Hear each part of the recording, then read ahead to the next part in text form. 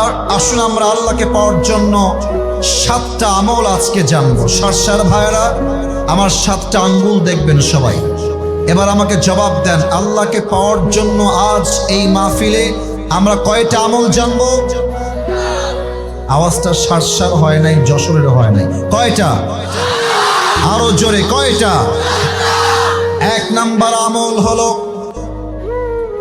যেই বান্দা আল্লাহর সবচেয়ে প্রিয় এবং খাঁটি বান্দা হতে চায়, প্রথম শর্ত হলো you have to clean your heart.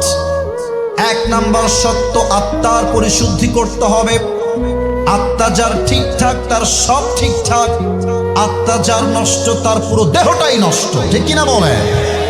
2 number আমল হলো, যেই বান্দা আল্লাহর কাছের বান্দা হতে চায়, কুল ইন কুনতুম তুহিব্বুনাল্লাহ ফাত্তাবিউনি ইউহিব্বুকুমুল্লাহ। আল্লাহ তাআলা বলছেন, নবী আপনি বলে দেন, তারা যদি আমি আল্লাহর ভালোবাসা চায়, তারা যদি আমি আল্লাহর কাছের বান্দা হতে চায়, তারা যেন আপনাকে ভালোবাসে। যে আপনাকে ভালোবাসবে তাকে আমি আল্লাহ নিজেই ভালোবাসবো। সুবহানাল্লাহ। 3 নাম্বার আমল হলো নামাজ। নামাজ নাই যার, ঈমান নাই তার, নামাজ নাই যার, আল্লাহর বন্ধু হবে না তার। আপনারা সবাই আজহারি হুজুরের নানা শ্বশুর নাম হচ্ছে গোলাম সরওয়ার সাইদি হুজুর, নাম শুনেছেন? আমার চাইতে আরো সুন্দর চেহারা ওনার, 50 বছর প্লাস তার বয়স। উনি একটা কথা প্রায় বলতেন, নামাজ নাই যার, ঈমান নাই তার। নামাজ নাই যার, মুসলমান হিসেবে পরিচয় দেওয়া কোন যোগ্যতার নাই যশোরের ভাড়া আমার, ঠিক কিনা বলে? 4 নাম্বার আমল হচ্ছে, যদি আপনি আল্লাহকে পেতে চান, আব্বা আম্মার দোয়ার প্রয়োজন আছে।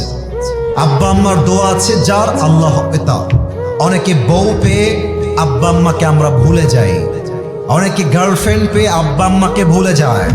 মনে রাখবা, বিপদে পড়লে গার্লফ্রেন্ডকে হারিকেন দিয়েও খুঁজে পাওয়া যাবে না। বিপদে একমাত্র আব্বা ছাড়া, মা ছাড়া কাউকে খুঁজে পাওয়া যায় না যশোরের ভাড়া। রিদাউর রব্বি ফি রিদাইল ওয়ালিদাইন ওয়া সাখতুর রব্বি ফি সাখতিল ওয়ালিদাইন। আব্বা আম্মা খুশি, আল্লাহ খুশি। আব্বা আম্মা নারাজ, আল্লাহ নারাজ। 4 নাম্বার। 5 নাম্বার আমল হলো, আল্লাহকে পাওয়ার জন্য অবশ্যই অবশ্যই অবশ্যই ধৈর্যশীল হতে হবে। রাজি আছেন তো সবাই ইনশাআল্লাহ? 6 নাম্বার আমলটা খুবই সহজ। আমরা দুনিয়ামুখী নই, পরকালমুখী হব। 7 নাম্বার আমলটা বলবো, সবাই 2 হাত তুলুন। সবাই 2 হাত তুলুন। সবাই আপনাদেরকে থ্যাংক ইউ সো মাচ। আপনার 12টা বেজে পার তাও থেকেছেন, এটা শুকরিয়া। 2 হাত তোলেন, সবাই 2 হাত তোলেন। এবার এই ডান হাতটা বুকে রাখেন, এই যে বুকে। মাশাআল্লাহ, সবাই আপনার আনুগত্যশীল। এটা হচ্ছে 7 নাম্বার আমল। প্র্যাকটিক্যালি বলবো, সবাই আমার সঙ্গে ওয়াদা করবেন আল্লাহর সাথে। 7 নাম্বার আমল হচ্ছে তওবা এবং ইস্তেগফার। তওবা কেমনে করবেন আমি শিখাই দিচ্ছি। বলেন সবাই, আল্লাহ। একটু জোরে আল্লাহরে ডাকেন। এই বামের ভাইরা, তোমরা আল্লাহকে ডাকো, কথা না বলে আল্লাহকে ডাকো। বলেন সবাই, আল্লাহ। আমরা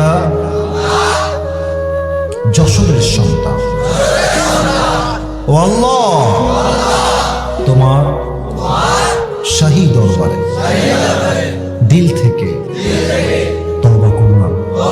ও আল্লাহ, তুমি আমার জীবনের সব গুনাহ মাফ করে দাও।